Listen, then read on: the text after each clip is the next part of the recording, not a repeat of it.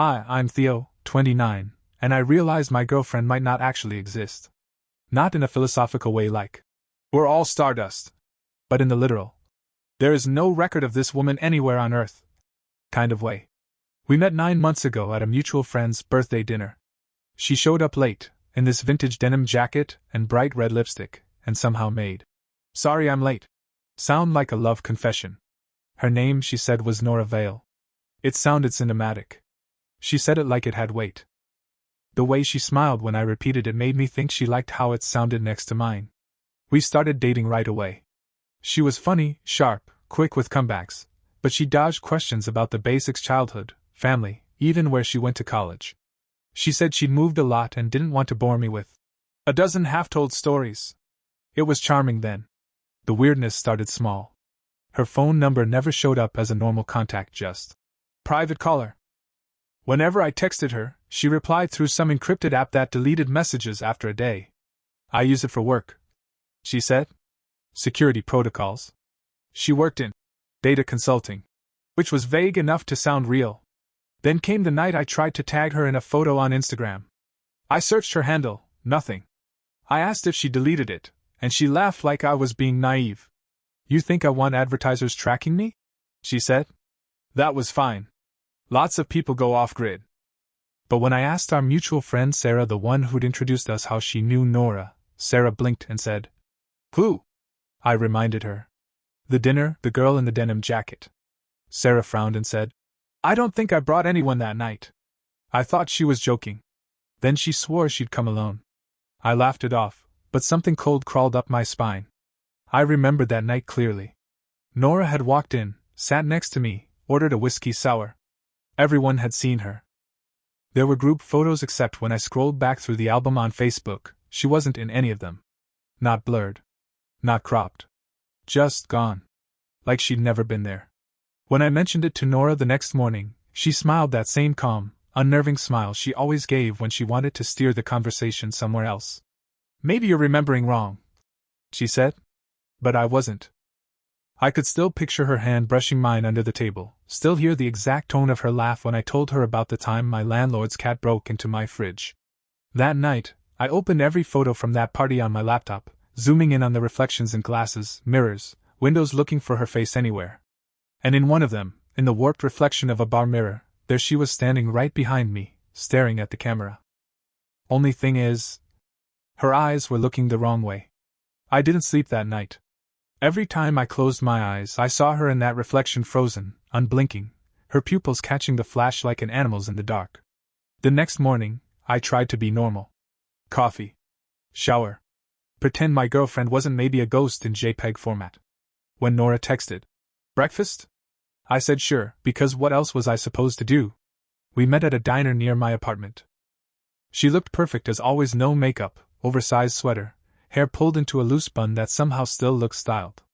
She asked about work, smiled when I joked, and acted like nothing was weird. But I couldn't stop staring at her eyes, trying to decide if they matched the ones in the photo. Between sips of coffee, I blurted, "Do you remember Sarah's birthday?" She froze just for a second. Then smiled. "Of course. You were wearing that denim jacket," I said. "Yeah," she said slowly. "The one you spilled wine on." I never told her that detail. "Right," I said, playing along, heart thudding. "You remember the group photo?" She tilted her head. "Why? You weren't in it." Her smile didn't move, but something in her eyes changed like a flicker behind glass. "Maybe I took it," she said. "You didn't." I checked the reflection. "You were standing behind me." For a second, I thought I saw fear flash across her face. Then she leaned forward and said, so softly I almost missed it, "You shouldn't look for me in pictures, Theo." It wasn't a threat. It was more like a warning. The waitress came by with the check, and Nora reached for her wallet. I caught a glimpse inside: no cards, no cash, just a folded piece of old paper. She paid by scanning something on her phone, a logo I didn't recognize. When she left for the restroom, I unfolded my napkin, and underneath it was that same paper she'd been keeping in her wallet. I swear I hadn't touched it, but somehow it was there, placed neatly like she wanted me to find it. It was a photocopy of a newspaper clipping, dated June 12, 2014. Headline: Missing girl still unidentified after fire at Hillside Motel. There was a blurry photo of a burnt building, and underneath it, a description that made my stomach drop. Female, late teens to early 20s. No identification. No known address. Believed to have been traveling under the name Nora Vale. By the time I looked up, she was gone. Her coffee cup was still steaming, and underneath it, burned into the table's laminate surface, was a perfect circle of ash. By the time I left the diner, my hands were shaking so hard I could barely unlock my car. I drove aimlessly for an hour, looping around downtown like a glitching GPS, replaying everything she'd ever said. The weird inconsistencies. The missing photos. That flicker in her eyes when I'd mentioned the reflection. When I finally got home, I spread everything I had about her across my kitchen table. Ticket stubs, notes she'd left, a necklace she'd forgotten once on my nightstand. It looked like evidence in a case I didn't remember opening. I searched. Hillside Motel Fire 2014. The first few results were local news archives: 3 victims, 1 unidentified. Cause: electrical malfunction. 1 survivor. Her name wasn't listed. But I clicked the article anyway. And there she was. Not Nora Vale. But her face. My girlfriend's face, younger, paler, with a caption that read "Witness 17, declined to give her name." I just stared at the photo, the cursor blinking beside the headline like it was daring me to breathe. Then my phone buzzed. Unknown number. Stop looking. I froze. I hadn't told anyone what I was doing. I hadn't even texted Ronan, my best friend, because I didn't want him to think I was losing it again like last year. Another message came in. You're making this harder. I slammed my laptop shut and unplugged the router. My reflection in the black screen looked wrong, distorted, like someone else was standing just behind me. I turned. Empty room. That's when the knocking started. 3 sharp raps on my front door. I crept closer, every instinct screaming, "Don't answer." But then I heard her voice through the wood. "Theo, please. Open the door." It was Nora. Or it sounded like her. Except the tone was off, too calm, too deliberate. Like someone reading a script in her voice. I stayed quiet. My heart pounded so loud I was sure she could hear it. "Theo," she said again. "If you want to know who I really am, come with me." Now. I inched toward the peephole. What I saw on the other side wasn't possible. She was standing there, but her face kept glitching, like an image buffering on bad Wi-Fi. 1 second she looked like the woman I loved, the next like someone I'd never seen before.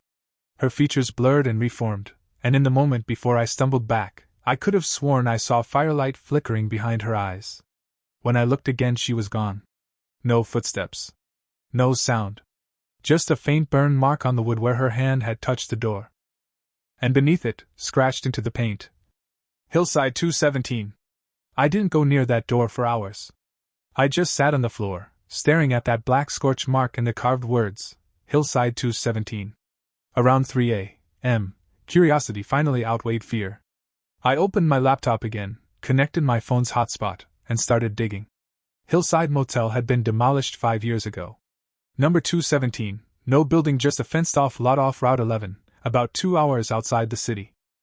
But there were message boards, old forum threads, conspiracy blogs, even one subreddit where people claimed the motel hadn't burned down at all, that it was condemned after an event no one could agree on. A few posts mentioned the girl who survived. Some said she'd started the fire. Others said she died too and that the body in the morgue was misidentified. Every version used a different name. Nora Vale. Nina Vale. Nova Vane. Same initials. Different ghosts. I couldn't take it anymore. I threw some clothes in a bag, grabbed my keys, and started driving before I could talk myself out of it. The highway was empty, and the further I got from the city, the worse the reception got. My GPS kept rerouting even though there was only one road, and the streetlights started thinning out until it was just me, darkness, and a voice in my head that kept saying, "You're making a mistake." When I finally found the lot, it was nothing but cracked asphalt and weeds. The fence was rusted through in places, the "No trespassing" signs bleached to ghosts by the sun. I climbed through and used my phone light to look around. That's when I saw the door. Just a door. Standing upright in the middle of the lot. No frame, no wall, just a door. Number 217 on a tarnished brass plate. My breath fogged in the air. It shouldn't have been that cold. I reached out and touched the knob. It was warm, almost pulsing. Behind me, gravel crunched. "Theo," said a voice. Hers. "Don't open it." I turned. Nora was there, or something wearing her shape. She looked terrified, and for the first time since I'd met her, she seemed real. "You weren't supposed to find this," she said. "What is this?" I asked. Her eyes glistened, and for a moment she looked like she might cry. "This is where I stopped being a person." Then the wind picked up, and the door to 217 swung open on its own. Inside was light. White and endless. And I heard something from the other side, hundreds of overlapping voices, all whispering the same thing. "Nora Vale is not her name." The light spilling from that door wasn't normal light. It didn't fall or fade or cast shadows. It just was, humming faintly like static. My brain screamed to back away, but my legs moved forward on their own. Nora, or whatever she was, grabbed my wrist. Her hand felt ice cold. "If you step through, you'll never come back the same," she whispered. "What's on the other side?" I asked. She looked past me, into the glow. Everything I tried to forget. The wind was roaring now, pulling at my clothes, sucking toward the open frame like a vacuum. Her hair whipped across her face, and for a moment, I saw it again, that flicker, the glitch. Beneath her skin, something shimmered, like code running beneath pixels. "I died here," she said, her voice almost lost in the wind. "Not all at once. They brought me back. But not right." The light surged. And then I saw them, figures taking shape inside the glow. Dozens of them. All with her face. All whispering different names: Nora, Nova, Nia, Neve, each voice layered over the next until it was one rising, electric chorus. "Don't let her leave again." The world tilted. I fell to my knees, clutching my head as the sound tore through me. My phone started vibrating violently in my pocket, screen flashing white. When I yanked it out, every message thread I'd ever had was gone, replaced by one contact, Vale 217. A single message blinked at the bottom. "Help us remember." The air was filled with the smell of smoke, now charred wood, melted plastic, the metallic sting of burnt wiring. Behind me, the empty lot was changing, shimmering like a mirage. The outline of the old motel began to form: walls, doors, flickering neon. Room 217 glowed brightest. Nora knelt beside me, her voice cracking. "You can't save me. You can only keep me from becoming one of them again." Her hand brushed my cheek, and for a moment, I could feel a pulse beneath her skin. "Close the door, Theo. Please." I crawled toward it, heat radiating off the frame. My fingers barely touched the knob when a scream echoed through the light, not hers, but mine. I froze. Because standing just inside the doorway was another me. He looked burned, half his face blackened, eyes hollow, but alive enough to move his mouth and say, "It's too late. You already opened it." I stumbled backwards so fast I fell onto the cracked asphalt, my phone skidding out of my hand. The light from the door pulsed brighter like a heartbeat, and the burned version of me stepped forward. His voice sounded wrong. Too deep, too distorted, like it was playing through water. "You came back," he said. "You always come back." Nora grabbed my arm, yanking me up. "Don't look at him," she said. "He's not you. He's what's left when the door doesn't close." But I couldn't help it. He was me. The same scar above the eyebrow, same stupid shirt I'd been wearing the night we met. He even moved the same way, like he already knew what I'd do next. "What's happening?" I shouted. Nora's voice shook. "It's a loop. The motel keeps us. Every time someone remembers us, it pulls another version through." Smoke started leaking out of the doorway, now thick and black and moving like liquid. The burned version of me stepped closer, and I could hear the crunch of glass beneath his boots. "You shouldn't have come," he said. "She's not supposed to exist anymore. She's real," I yelled. He smiled. The charred skin around his mouth cracked open like paper. So was I. The light flared again, and for a second, everything went white. When my vision cleared, there were two Noras standing beside me. One was crying, the other was smiling, that same practiced, too perfect smile I'd fallen for. "You see now?" the smiling one said. "There's never just one of us." The other Nora, my Nora, shook her head. "He doesn't belong here." The burned me tilted his head. "Neither do you." The ground trembled. The air smelled like ozone and burning wires. All around us, more doors started materializing out of the air, each one numbered, each one humming with that same impossible light. Nora turned to me, tears streaking her face. Close 217. It's the only way to end it. How? She pressed something into my hand, her locket, the one she always wore but never opened. Throw it in. Then don't look back. I hesitated. Behind her, the burned version of me started running. She screamed. Now, Theo! I hurled the locket into the light. The moment it crossed the threshold, the doors slammed shut with a sound like a thunderclap. The world went black. When I opened my eyes, I was lying in my apartment.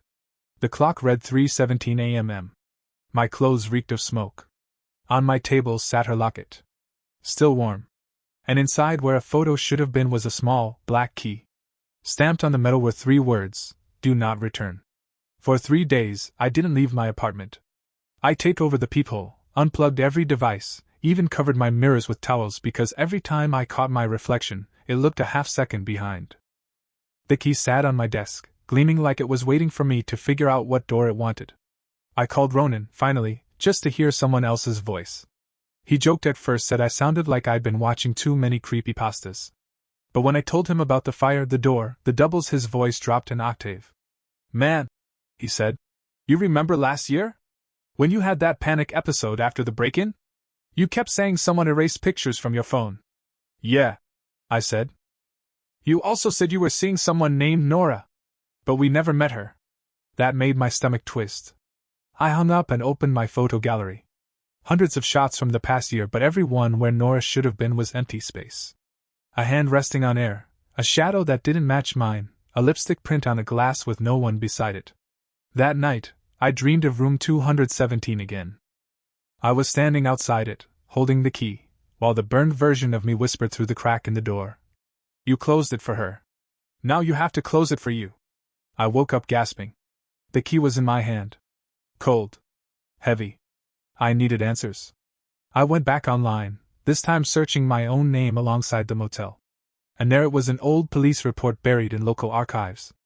Theo Park, age 21, witness to fire at Hillside Motel. Minor burns. Released same night. I didn't remember that. I'd never even been to that town, at least not in this version of my life. Scrolling further, I found a scanned statement. My signature at the bottom. It said, the girl said her name was Nora Vale. She saved me. My breath caught. The same night I'd met her again, 9 years later, at Sarah's dinner. Except what if it hadn't been again? What if I'd never left that room? My phone buzzed.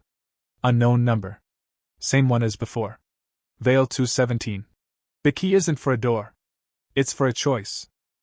Before I could reply, the lights flickered. My laptop screen glitched to white. Then, faintly, her voice coming through my speakers. Theo, please come back. It's closing without you.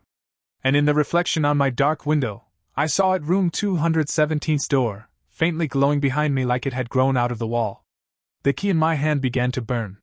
I turned. And the doorknob turned with me. The knob turned slowly, metal creaking like it hadn't been touched in years, and the glow from the crack around the frame spilled across my living room. I didn't move. Every cell in my body screamed run, but some deeper, quieter instinct said no, finish it. The door opened by itself, just a few inches, and a breath of cold air rolled out thick with the smell of ash and ozone. My apartment lights flickered again, humming in rhythm with my heartbeat. Then I heard her voice. Theo, you promised. Nora stood in the doorway. But not like before. The glitch was gone. She looked human. Fragile. Her eyes were bloodshot, her skin pale.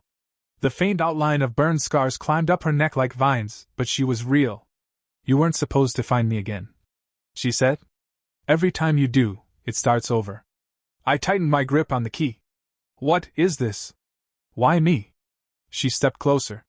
The air around her shimmered like heat above asphalt. Because you were the last one to remember me alive. She held out her hand. Her fingers trembled, not from fear but from effort, like holding herself together cost her everything. The motel wasn't a place, she said. It was a containment. After the fire, they didn't know what to do with the echoes, the memories that wouldn't die. They locked them in rooms, each numbered, each waiting for someone to open the door again. Echoes? I asked. She nodded. The people who burned there didn't pass on. We stayed caught in the instant before everything ended. You and I. Her voice faltered. We were supposed to leave together. You made it out. I didn't. She looked at the key in my hand. That's not a key to a room. It's a key to release. For one of us. The room around us began to warp, walls bending, colors draining. My couch and kitchen dissolved into smoky outlines of motel corridors. The door expanded behind her until it filled the entire wall, and I could see hundreds of other doors beyond it, stretching into infinity, each faintly glowing with trapped light. The loop, I whispered. Every time someone remembers my name, it opens again, she said. Every time you try to help me, it drags you closer. So what happens if I use it? Her eyes shone with tears. Then you let me go. For good. But it means forgetting me completely. You'll wake up and never know I existed. I wanted to say no, to hold her, to tell her I'd rather be haunted than hollow, but behind her, the white fire was starting again, licking at the walls of that endless hallway. The burned version of me appeared, half submerged in the light, his voice rough and distant. Decide, Theo. Before it consumes another version of you. I stepped forward until I was inches from her. The heat from the door burned my face, but she was ice cold. Will it hurt? I asked. For me? No, she said softly. For you, only for a moment. She smiled, then really smiled, not the too perfect one, but something small and trembling and completely human. I slid the key into the lock that had appeared in the center of the door. It fit perfectly. As I turned it, a burst of warmth spread through my chest, flooding my veins like light. She reached out and pressed her palm to my cheek. Thank you for remembering me, she whispered. That's all I ever wanted. The door began to close, the light swallowing her silhouette. For a heartbeat, I saw every version of her, every name, every face merging into one. And then she was gone. Silence. The door vanished. The apartment returned, walls solid, air still, no smell of smoke. The clock read 3:17 a.m. again, as if time had looped back. My phone buzzed once. New text. Unknown. You did it. No sender name. Just that. I opened my photo gallery. Empty. Every image of her gone. Every chat thread deleted. Every trace wiped clean. I should have felt relief. Instead, there was only that hollow ache, the sense of a word on the tip of my tongue that I could never say again. Days passed. Work resumed. Friends called. Life went on. Sometimes, though, I wake up around 3 a.m. and swear I hear footsteps pacing outside my door. A faint knock, 3 soft raps, then nothing. Once, half asleep, I thought I saw light spilling from a seam in the wall, white and endless. And though I can't remember her name, some part of me still whispers it in dreams. It sounds like fire and wind and heartbreak all tangled together. It sounds like Nora Vale. Then I wake up, hand burning where the key used to be, and realize it's not gone. It's inside me. And every time someone says her name out loud, the door begins to turn again.